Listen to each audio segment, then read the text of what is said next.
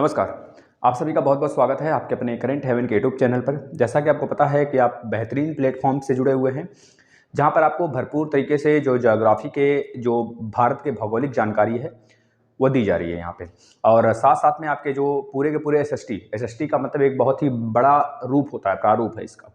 इसमें हम लोग ज्योग्राफी से स्टार्ट किए हैं, Indian geography, world geography finish करते हुए हम लोग इस तरह से फिर हिस्ट्री की तरफ चलेंगे। हिस्ट्री के बाद फिर हम लोग इकोनॉमिक्स की तरफ चलेंगे।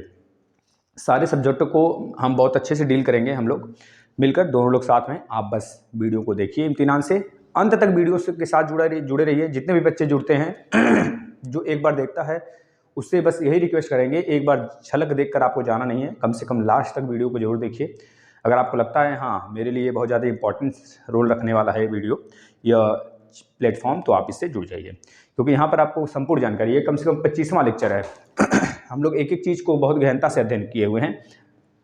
प्लेलिस्ट में आके देखिए, आपको पूरा का पूरा पीसीएस तक, जो केवीएस में, सुपर टेट में, जो आने वाले डीएसएसबी, मतलब हर जगह जहाँ पे भी जीके जीएस पूछा जाता है आपको बहुत ज़्यादा लाभप्रद करने वाले हैं। किसी भी बुक की आवश्यकता नहीं है, बढ़िया से कम प्री बहुत आसानी से क्रैक कर सकते हैं। ठीक है। चलिए आ जाते हैं जलप्रपात। आज का जो हम लोग का टॉपिक है जलप्रपात, यानी कि वाटरफॉल। वाटरफॉल होते क्या है? बहुत बड़े बड़े चट्टानों से, बहुत बड़े बड़े पहाड़, बहुत ऊंचाई से, पहाड़ों की ऊंचाइयों से, बहुत ज़्यादा नहीं, मतलब कि उतना ऊंचाई पे नहीं या फिर बड़े रूप में ना गिरना, मतलब एक तरह से कह लो कि आप बहुत ज़्यादा ऊंचाई से और छोटी जलधारा बनाते हुए, पतली जलधारा बनाते हुए नालियों के रूप में नीचे आए तो उसे हम क्या कहते हैं? जलप्रपात कहते हैं। ये बातें आपको याद रखना है। और बहुत बड़े रूप में अगर बना दे तो उसे हम झरना के रूप संज्ञा दे देते हैं, तो ये जलप्रपात है, वाटरफॉल। कल जो वीडियो आया था जिसमें हम लोग झरने का जिक्र किए थे, लैक का, आज हम लोग करेंगे जिक्र जलप्रपात का। भारत में बहुत ज़्यादा जलप्रपात नहीं है, लेकिन बहुत अधिकांश जो जलप्रपात आपको देखने को मिल जाएंगे पहाड़ी इलाकों में। कुछ जो यहाँ पर आपको देखने को मिलेंगे, इस साइड देखने को मिलेंगे, उत्तरी और पूर्वी क्षेत्र में, यानी कि कर्नाटक हो गया, केरल हो गया, इन सब इलाकों में ज़्यादा देखने को मिलेंगे। ठीक है ना। इसका कारण भी है क्योंकि यहाँ के जो पठारी पूरा क्षेत्र है, यह दक्कन का ट्रैक, पूरा का पूरा दक्कन का पठारी क्षेत्र है। यहाँ पे बहुत सारी चीज़ें बहुत ढलान के रूप में है और चीज़ें कट गई हैं, क्योंकि इधर से बहुत सारी नदियाँ इधर और यहाँ से बहुत सारी नदियाँ इधर की तरफ बहती हैं, जिसकी वजह से ये चीज़ें कटी छटी हैं। तो यहाँ पर हमको ये चीज़ें देखने को ज़्यादा मिलती हैं, तो याद रखना। अब हम स्टार्ट कर लेते हैं पहला, जोग गरसोप्पा, जोग अथवा गरसोप्पा जलप्रपात, है ना। इसे महात्मा गांधी जलप्रपात के नाम से भी जानते हैं, जो कि शरावती नदी पर स्थित है। क्या नाम है उसका? पहला जोग अथवा गरसोप्पा, गरसोप्पा जलप्रपात। इसे किस नाम से जानते हैं? महात्मा गांधी जलप्रपात के नाम से भी जाना जाता है, याद रखेंगे। जो कि कर्नाटक में स्थित है। कर्नाटक कहाँ पड़ता है, इस वजह से मैं मैप बना के चलता हूँ हमेशा। देखिए बेटा, यहाँ पर महाराष्ट्र है पूरा का पूरा, यहीं पर आपका गोवा पड़ जाता है, यह कर्नाटक वाला क्षेत्र है, और यहाँ पर केरल वाला क्षेत्र है, फिर इसके बाद इधर तमिलनाडु वाला इलाका है ना, तो याद रखना है। तो यहीं पर नीलगिरी की पूरी गांठ स्थित है, जिसे हम नीलगिरी की गांठ, उसके दक्षिण में अनामलाई की पहाड़ियाँ स्थित है, अनाईमुडी की पहाड़ियाँ। ठीक है ना, याद रखेंगे भाई। तो यहाँ पे कर्नाटक में ही स्थित है जो गरसोप्पा जलप्रपात। किस नदी पे स्थित है अगर यह पूछ लिया जाए तो बताएंगे शरावती नदी पे स्थित है, मोस्ट इंपॉर्टेंट है। दूसरा, शिव समुद्रम जलप्रपात, यह कावेरी नदी पर स्थित है, यह भी कर्नाटक में ही स्थित है। दूसरा याद रखना, शिव समुद्रम जलप्रपात, शिव समुद्रम जलप्रपात। लिखने का प्रयास हमेशा करेंगे, लिखने का प्रयास हमेशा करेंगे, बस इतना दिमाग में रखकर लेके चलना है हमें, कहाँ पे है कहाँ पे नहीं है। एक से दो बार लिखेंगे तो वो चीज़ें दिमाग में अपने अनुसार सेट होने लगेंगी, क्योंकि अब यह जो दो चार टॉपिक आएंगे ना, वह रटने वाला ही टॉपिक होगा, आपको रटना ही पड़ेगा। शिव समुद्रम जलप्रपात कहाँ पे है तो बताएंगे कावेरी नदी पर स्थित है, कर्नाटक में। जोग गरसोप्पा, जोग अथवा गरसोप्पा दोनों अलग अलग है, और दोनों का नाम मिलकर जोग गरसोप्पा हो जाता है, क्योंकि कुछ जलधाराएं जो है जोग की और कुछ गरसोप्पा की मिलकर जोग गरसोप्पा बनाती हैं। याद रखना है, जोग गरसोप्पा किस नदी पर है? शरावती नदी पर है, कर्नाटक में है। ठीक। दूसरा, शिव समुद्रम जलप्रपात, यह कहाँ पे है? कर्नाटक में है। किस नदी पर है तो बता देंगे आप, कावेरी नदी पर स्थित है। ठीक। नेक्स्ट, गोकक, गोकक जलप्रपात लिखिएगा, गोकक जलप्रपात कृष्णा नदी पर है। गोकक, गोकक जलप्रपात कहाँ पे स्थित है? कृष्णा नदी पे स्थित है। जब कृष्णा नदी पे स्थित है यानी कि किस राज्य में, किस राज्य में होगा तो ये चीज़ें बताइए। गोकक नदी यानी कि कर्नाटक राज्य में भी होगा, तो याद रखना है। और एक जो कृष्णा नदी की सहायक नदी है, कह लीजिए गोकक, गोकक नदी, कृष्णा नदी पर नहीं, कृष्णा नदी के सहायक नदी गोकक पर कह लीजिए। एक तरह से कहा जाता है कि गोकक नदी कृष्णा नदी की सहायक नदी है, तो उस पे स्थित है। लेकिन अगर गोकक नदी ऑप्शन में नहीं है तो आप क्या लगा दोगे, कृष्णा नदी लगा देंगे। बस इतना चीज़ें दिमाग में रखना है। फिर येना, क्या आ जाएगा, एना, एना जलप्रपात, चौथे नंबर का एना जलप्रपात। एना जलप्रपात यह महाराष्ट्र में पड़ता है, महाराष्ट्र के महाबलेश्वर पहाड़ी जो है ना उसी के समीप यह स्थित है। एक मिनट, महाबलेश्वर पहाड़ी जो है आपको मध्य प्रदेश में पड़ता है ना बेटा, तो मध्य प्रदेश में स्थित है ये ना। तो महाबलेश्वर पहाड़ी के पास मध्य प्रदेश में यह है, नर्मदा नदी पर स्थित है। ये चीज़ याद रखेंगे, नर्मदा नदी आपको पता है मध्य प्रदेश से निकलता है। मध्य प्रदेश यहाँ पे विंध्य श्रेणी है, फिर नर्मदा नदी की घाटी है, यहीं से नर्मदा नदी मान लीजिए निकल रहा है, यहाँ पे नर्मदा नदी घाटी है। तो यह मध्य प्रदेश वाला इलाका पूरा का पूरा है, तो यहीं पर स्थित है बेटा। यह जलप्रपात हमारा यहीं पे स्थित है, ये चीज़ें याद रखेंगे। आगे आएगा तो धुआंधार जलप्रपात भी बनाएगा, है ना, आपको हमने बताया था। तो ये चीज़ पहले याद रखेंगे। एना जलप्रपात मध्य प्रदेश में स्थित है, किस पहाड़ी के पास, तो महाबलेश्वर के समीप स्थित है, नर्मदा नदी पर स्थित है एना जलप्रपात। ठीक, नेक्स्ट आ जाइए पायकारा जलप्रपात नीलगिरी की पर्वत श्रेणियों में स्थित है।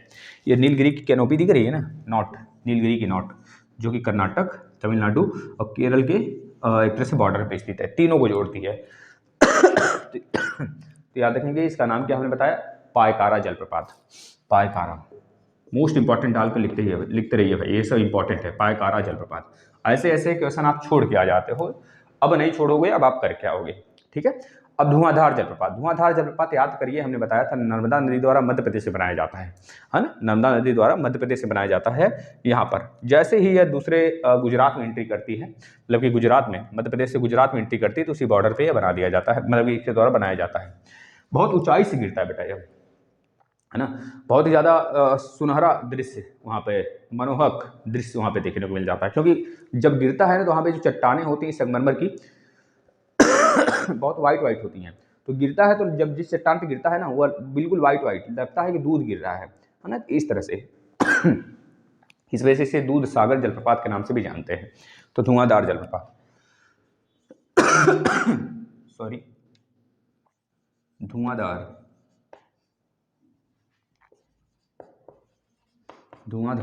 जलप्रपात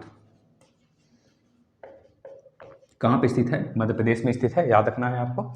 यह चीज़ें नर्मदा नदी द्वारा बनाया जाता है। इसके बाद झारखंड में एक स्थित है, झारखंड जलप्रपात के नाम से ही, टोंस नदी पे बनता है, इसको ऐसे याद कर लीजिए। एक है चुलिया जलप्रपात, जो कि चंबल नदी पर स्थित है। चंबल नदी देखिए बेटा, यह आपका बच्चों ना भाई, यह आपका मध्य प्रदेश है और यह राजस्थान वाला इलाका है और यह आपका उत्तर प्रदेश का है, तो तीनों के बॉर्डर पे ही पड़ जाता है चंबल घाटी। तो चंबल नदी कहाँ पे, अगर मतलब बोला जाए किस राज्य में, इन तीनों राज्यों में से कोई एक राज्य रहे तो लगा दीजिएगा, नहीं तो बस चंबल नदी पे स्थित है चुलिया जलप्रपात।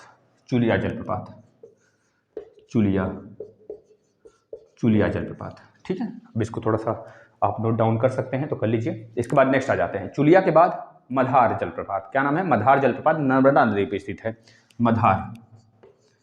मधार जलप्रपात कहाँ पे स्थित है, नर्मदा नदी पे स्थित है। मोस्ट इंपॉर्टेंट डाल के लिखिएगा। देखिए लोकेशन सब कुछ आपको बताया गया है, सिर्फ आज का जो टॉपिक है रटने वाला है। इसके बाद पुआसा जलप्रपात, पुआसा ही बोलिएगा, पुआसा जलप्रपात ये कहाँ पे स्थित है, तो बता देंगे, यह भी नर्मदा नदी पर ही स्थित है। पुआसा जलप्रपात, नर्मदा नदी पे मधार, पुआसा, ये बस ऐसे ही रटने वाला क्षेत्र है, इसको रटते चलिए आप सभी, ठीक है ना। इसके बाद कौन सा आ जाएगा, हुंडरू के नाम से जाना जाता है, हुंडरू जलप्रपात, जो कि स्वर्ण रेखा नदी पे स्थित है, हुंडरू जलप्रपात। तो लिख लीजिए हुंडरू जलप्रपात जो कहाँ पे स्थित है सॉरी, स्वर्ण रेखा नदी पे स्थित है भाई। इसका बस आप नोट बनाते रहेंगे, लिखते चलिए, कई बार लिखेंगे तो चीज़ें अपने आप में आ जाएंगी लय में। कपिलधारा जलप्रपात यह नर्मदा नदी द्वारा बनाया जाता है। इसी को हम लोग पढ़े थे अनूपपुर में, तो अनूपपुर है ना, अनूपपुर में ही एक तरह से यह स्थित है आपका नर्मदा नदी, यह मध्य प्रदेश वाला इलाका है। तो कपिलधारा जलप्रपात वहाँ बनता है, याद रखेंगे। सॉरी, अनूपपुर बेटा गुजरात में पड़ जाता है ना, तो गुजरात में बनता है, तो याद रखेंगे कपिलधारा जलप्रपात। कपिलधारा जो जलप्रपात है यह अनूपपुर में बनता है। अनूपपुर में कहाँ पर, अनूपपुर में बनता है, नर्मदा नदी पर बनता है, यह बात भी आप याद रखें। सॉरी, हाँ, नर्मदा नदी पर ही बनता है भाई, नर्मदा नदी पर ही बनता है अनूपपुर में। ठीक, चित्रकूट जलप्रपात जिसे इंद्रावती नदी पर कहा जाता है बनता है, याद कर लीजिए, इसको लिख लीजिए। इंद्रावती नदी कहाँ पर बहता है भाई? आपका छत्तीसगढ़ में बहता है, छत्तीसगढ़ में। इसे नियाग्रा जलप्रपात के नाम से भी जानते हैं, बहुत बार पूछा गया है चित्रकूट जलप्रपात को। इसके बाद दूध सागर जलप्रपात, यह गोवा कर्नाटक के बीच में बता है, याद रखेंगे, मांडवी नदी के द्वारा बनाया जाता है दूध सागर जलप्रपात, याद रखेंगे। ये गोवा वाला क्षेत्र देख रहे हैं ना, तो गोवा कर्नाटक के बीचों बीच, मतलब कि एक तरह से वहीं पर बनता है, बीच में ही इनके, तो याद रखेंगे दूध सागर जलप्रपात गोवा में, मांडवी नदी पर, मांडवी नदी गोवा में बहती है। इसके बाद बरेही जलप्रपात, बरेही जलप्रपात, जो बरेही जलप्रपात है यह एक तरह से बुधाव करके एक है, बुधाव लंगा नदी है ना, तो वहाँ पर बहती है, याद रखना है। और इसके बाद आगे जाता है आपका लिंग सियांग जलप्रपात। लिंग सियांग जो जलप्रपात है तमिलनाडु में बहती है, याद रखेंगे, तमिलनाडु में बहती है, जो आपको पता होना, सॉरी बेटा, यह लिंग सियांग जो केरल में बहती है। वायनाड एक जिला है केरल का वायनाड कॉफी भी आपको पता होगा, केरल में फेमस है काफ़ी ज़्यादा, है ना। तो यह वायनाड जिले में स्थित है, याद रखना है आपको, केरल के वायनाड जिले में लिंग सियांग जलप्रपात स्थित है। इसके बाद मीन मुट्टी जलप्रपात लिख लीजिए, मीन मुट्टी जलप्रपात, मीन मुट्टी जलप्रपात,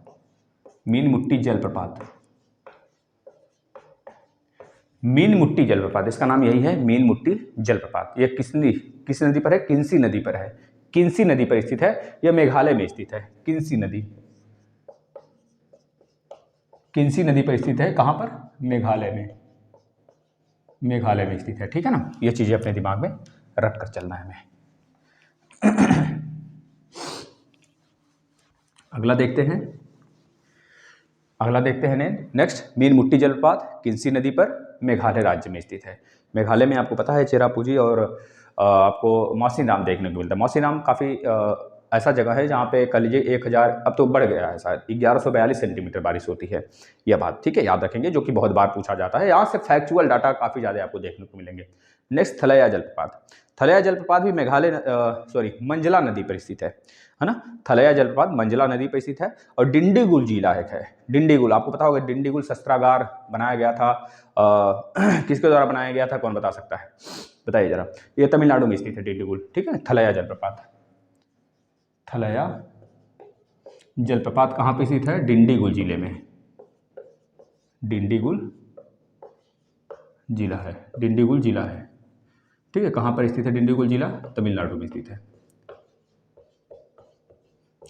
स्थित है, ठीक है। यह बात आप याद रखेंगे, ठीक है। अब इसके बाद बरकनार, है ना, बरकाना जलप्रपात, जो बरकाना जलप्रपात है सीता नदी पर स्थित है ना, कर्नाटक में, याद रखना है, सीता नदी कर्नाटक में। बरकाना जलप्रपात कहाँ पर स्थित है? सीता नदी पर स्थित है। आपको पता है ये डिंडीगुल किसके द्वारा बनाया गया था? टीपू सुल्तान द्वारा, शस्त्रागार था टीपू सुल्तान का, ठीक है, याद रखेंगे। टीपू सुल्तान कब मरा था आपको पता है? 1799 में इसका डेथ हुआ था ना।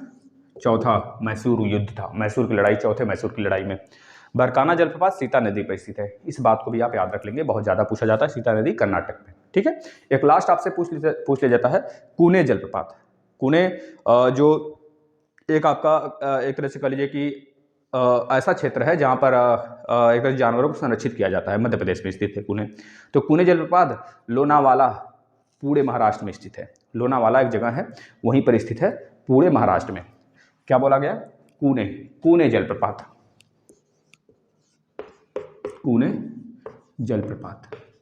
ठीक है। इतनी बातें आप याद रखेंगे। कहाँ पर स्थित है तो बता देंगे, कुने जलप्रपात लूनावाला पुणे महाराष्ट्र में। बस इतनी चीज़ें याद रखेंगे। जलप्रपात से इतनी चीज़ें थी जो आपसे पूछा जा सकता है। निश्चित रूप से यहाँ से प्रश्न बनते हैं और 1 नंबर में तय कर लेना है। अगर आ जाए एग्जाम में तो हमारी आंखें चौड़ी हो जानी चाहिए कि मुझे 1 नंबर तो मिल गया।